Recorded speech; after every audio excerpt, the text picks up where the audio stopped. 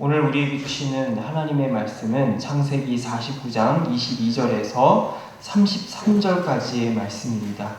구약성경 창세기 49장 22절에서 33절의 말씀, 구약성경 79페이지에서 80페이지입니다.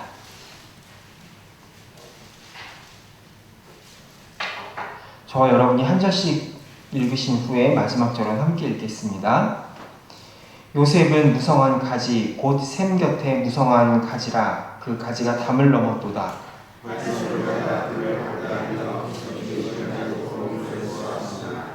요셉의 활은 도리어 굳세며 그의 팔은 힘이 있으니 이는 야곱의 전능자 이스라엘의 반석인 목자의 손을 힘입음이라.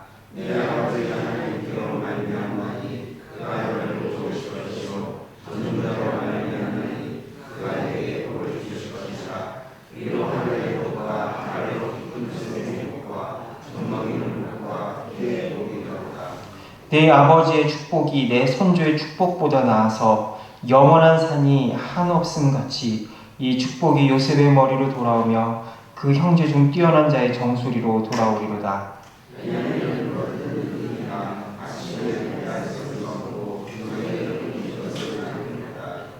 이들은 이스라엘의 12지파라. 이와 같이 그들의 아버지가 그들에게 말하고 그들에게 축복하였으니 곧 그들 각 사람의 분량대로 축복하였더라.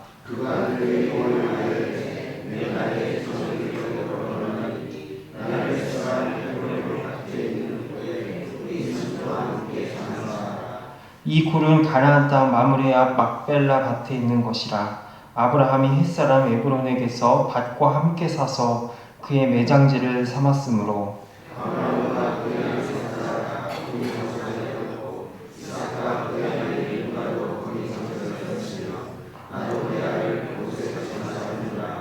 이 밭과 거기 있는 굴은 햇사람에게서 산 것이니라. 야곱이 아들에게 명하기를 마치고 그 발을 침상에 머무고 숨을 거두니 그의 백성에게로 돌아갔더라. 아멘. 네, 기도하겠습니다. 살아계신 하나님 아버지, 여러 무더위와 장마 가운데서도 우리의 삶을 지켜주시고 귀한 자리로 인도해 주심에 감사합니다.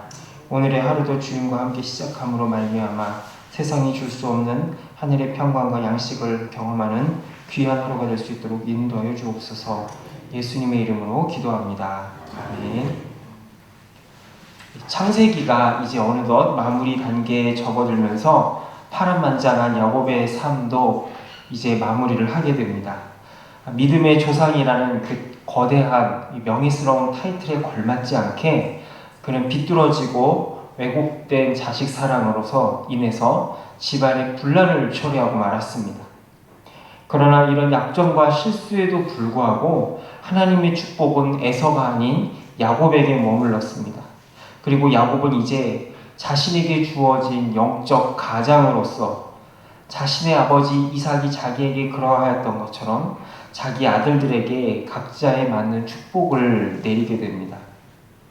비록 못난 가장이고 실수가 많은 아버지였지만 마지막 자녀들에게 내렸던 이 축복들은 결코 자신의 감정이 아니라 하나님의 시선과 언약에 의지하여서 각 12 아들들을 축복하였음을 보게 됩니다. 그리고 이러한 축복의 절정은 자신이 그토록 애지중지하고 사랑하였던 요셉에 이르러 절정에 달하게 됩니다. 22절에서 그는 요셉을 이렇게 묘사하고 축복합니다. 요셉은 무성한 가지 곧 샘 곁에 무성한 가지라. 그 가지가 담을 넘었도다 라고 말합니다. 우리가 잘 아는 것처럼 야곱은 다른 아들들의 원성을 들을 만큼 요셉을 편애하고 아꼈습니다.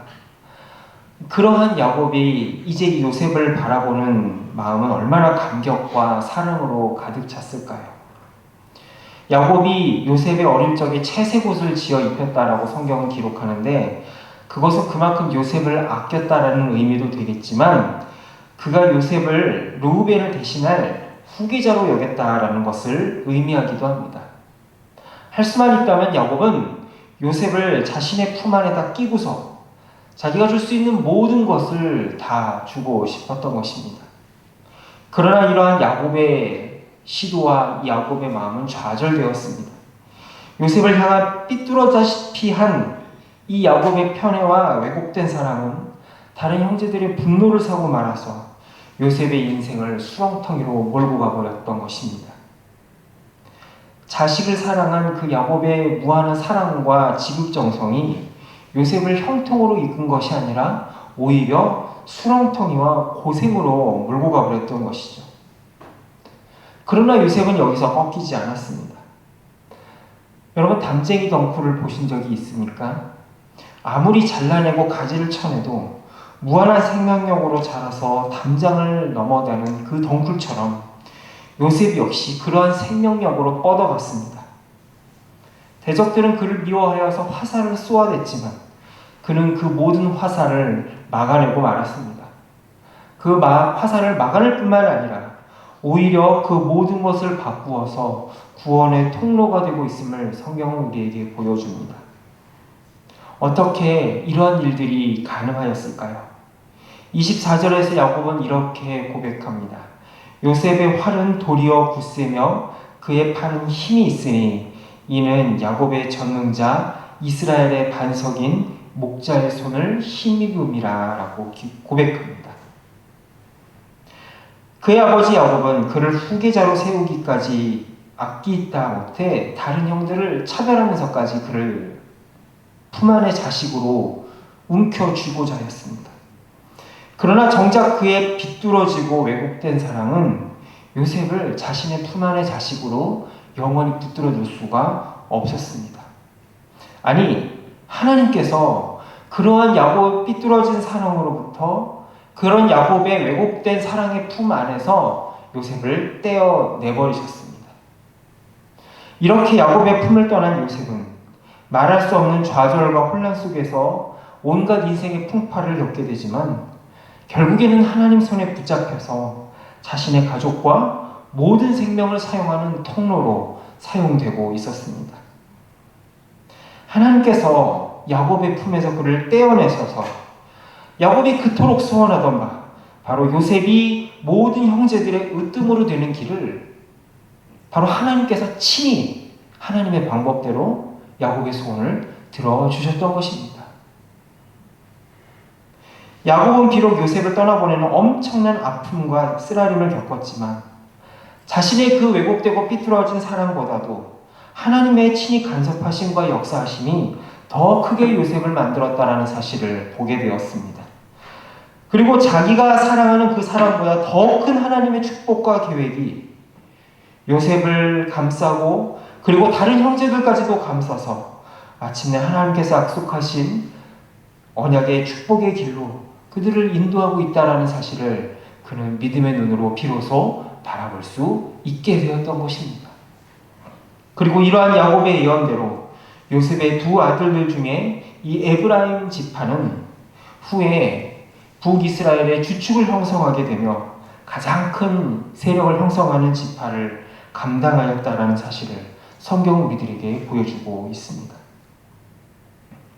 이렇게 12아들을 축복한 야곱은 이제 마지막으로 자신의 시신을 애굽에 묻지 말고 자신의 아버지와 할아버지가 값주고 산 그 에브론에 있는 밭에 있는 무덤에 묻어달라고 유언을 남기게 됩니다. 야곱은 왜 자신의 시신을 애굽이 아닌 아브라함의 무덤에 묻어달라고 부탁하였던 것일까요? 그가 애굽에 내려간 것은 분명 하나님의 섭리와 허락 안에서 이루어진 일이었습니다. 분명히 야곱은 약속의 땅을 떠나 애굽으로 요셉을 보러 내려갈 때 하나님께 제사를 드렸고 하나님은 분명히 내가 너와 애굽에 함께 갈 것이다 라고 약속해 주셨습니다. 애굽은 당시 최고의 대제국으로서 이 이스라엘 백성들도 이 대제국 안에서 번성하고 자라게 될 것입니다. 그러나 이것은 어디까지나 하나님의 계획 안에 잠시 머무는 곳일 뿐이지 그들의 정체성과 뿌리는 바로 하나님께서 아브라함에게 약속하신 가나안 땅, 약속의 땅에 있었습니다. 그리고 야곱은 아브라함과 이삭으로부터 이어지는 이 언약의 계승과 바로 이 땅을 너의 자손에게 유업으로 주리라고 하는 그 약속이 바로 야곱 자신에게 이어지고 있음을 믿음으로 선언하고자 하였습니다. 그래서 자신의 시신을 애굽이 아닌 가나안 땅 아브라함의 막벨라 굴의 묘지에 장사하라고 유언을 남기게 되지요. 이러한 야곱의 고백과 믿음의 선언은 후에 요셉에게로 이어져서 출애굽기로 이어지게 되는 단초를 제공하게 됩니다. 바로 하나님의 백성들이 애굽을 떠나 하나님의 약속의 땅으로 진군하는 근거를 남기게 되는 것이 바로 이 야곱의 예언인 것입니다. 어쩌면 야곱은 자신의 후손들에게 내가 먼저 그 땅에 가서 기다리고 있을 테니 너희는 훗날 반드시 이 땅에 돌아오게 되는 그날 내가 너희를 맞이하겠다라는 심정으로 이러한 유언을 남겼을 것입니다. 이러한 야곱의 믿음과 고백은 야곱을 거쳐 예수님의 보혈로 거듭난 우리들에게도 그대로 이어지고 있음을 믿음의 눈으로 바라볼 수 있기를 소망합니다. 오늘 하나님께서 이 야곱에게 약속하신 이 약속의 땅은 오늘 저 중동의 이스라엘 백성들이 피를 흘리며 전쟁을 하다시피 폭력을 일으키는 저 팔레스타인 땅이 아니라는 사실을 우리는 먼저 알아야 될 것입니다. 눈에 보이는 저 팔레스타인이 하나님이 우리에게 주시는 진정한 약속의 땅이 아니라 바로 하나님께서 우리에게 주신 영원한 본향, 바로 이 땅 가운데 임할 보이지 않는 새 예루살렘 성이 오늘 우리에게 주시는 야곱의 영원한 유업과 같은 하나님의 기업이라는 사실을 우리는 바라볼 수 있기를 소망합니다. 우리가 살아가는 이 애국과 같은 세상은 하나님께서 당신의 백성들이 번성하기 위해서 주신 수단이지 우리가 영원히 거해야 될 거처가 아닙니다. 예수님은 하늘로 올라가시면서 내가 반드시 속히 오리라고 약속하셨습니다. 그 때가 오기까지 우리는 이 하나님의 약속을 붙듦으로써 이 땅을 하나님의 나라로 변화시켜야 됩니다. 그리고 언젠가 이 땅에 임할 새 예루살렘 성을 바라보는 것, 그것이 바로 오늘 우리들에게 주어진 바로 약속의 땅이라는 사실을 믿음으로 바라보라고 성경은 그리고 야곱은 우리들에게 도전하고 있습니다. 야곱과 같이 부족하고 한계가 많은 우리들이지만 하나님은 여전히 우리를 사용하고 계십니다. 그리고 하나님의 언약을 이루시고 함께 하신다라는 사실을 믿음으로 바라볼 수 있기를 소망합니다. 그리고 마침내 하나님의 때에 하나님의 방법으로 당신의 백성들에게 복 주시고 하나님의 백성들을 통하여 하나님의 자비하심과 은혜를 펼치시는 그 놀라운 경험과 역사가 오늘 우리들 가운데 넘칠 수 있기를 소망합니다. 이 시간 우리가 함께 합심하여 기도하겠습니다. 우리가 기대하는 것보다 더 크게 우리를 사용하실 하나님을 믿음으로 기대하게 하여 주옵소서. 특별히 우리들의 자녀를 사용하시고 우리들의 자녀들과 후손들을 사용하실 그 하나님을 기대하게 하여 주시옵소서. 함께 합심하여 기도하겠습니다. 또한 이 나라와 민족을 위해서 함께 합심하여 기도하겠습니다. 살아계신 아버지 하나님, 야곱이 자신이 그토록 사랑하는 요셉을 떠나보냈지만 그러나 믿음으로 하나님께서 약속하신 바대로 다시 돌려받아서 더 크게 하나님의 약속을 경험한 것처럼 아버지 하나님, 하나님께서 우리가 생각하는 것보다 더 큰 하나님의 언약의 축복의 통로로 우리를 사용하실 줄로 믿습니다. 하나님 아버지, 우리를 긍휼히 여겨주시고 아버지 끝내 우리를 통하여서 놀라운 역사를 이루실 하나님의 은총과 하나님의 위대하심을 바라볼 수 있도록 함께하여 주시옵소서. 간절히 소망하며 기도하오니 주님 이 시간 역사하여 주시고 아버지 하나님 마침내 우리를 통하여서 언약을 이루신 하나님을 기대하게 하여 주옵소서. 하나님 아버지, 주님께서는 반드시 내가 속히 오리라 말씀하여 주셨습니다. 그리고 아버지 하나님, 우리가 사는 이 땅이 전부가 아니요 장차 임할 새 예루살렘 성과 영원한 하나님의 나라를 바라보는 우리 모두가 될 수 있도록 주님이 인도하여 주시옵소서. 이 나라 민족을 긍휼히 여겨주시사 하나님의 품 가운데 형통할 수 있도록 도와주시고 세상의 것을 전부로 삼는 나라가 아닌 하나님의 나라가 될 수 있도록 주님 인도하여 주옵소서. 하나님 아버지, 야곱의 비뚤어진 사랑보다 더 크신 사랑으로 요셉을 인도하심과 같이 오늘 우리들의 삶을 인도하고 함께하신 주님의 손길을 바라봅니다. 비록 좌절과 혼란 가운데 어둠의 터널을 지난다 할지라도 하나님께서 친히 이루시고 완성하시는 놀라운 하나님의 계획을 바라보는 믿음과 은혜를 더하여 주옵소서. 그래야 우리를 통하여 이루실 하나님의 놀라운 은총과 역사를 기대함으로써 우리를 축복의 통로로 사용하시는 하나님의 계획을 바라보게 하여 주옵소서. 예수님의 이름으로 기도합니다. 네, 주기도로 마치겠습니다. 하늘에 계신 우리 아버지, 아버지의 이름을 거룩하게 하시며 아버지의 나라가 오게 하시며 아버지의 뜻이 하늘에서와 같이 땅에서도 이루어지게 하소서.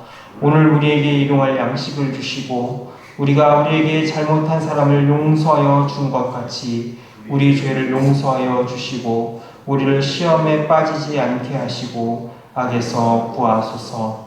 나라와 권능과 영광이 영원히 아버지의 것입니다. 아멘.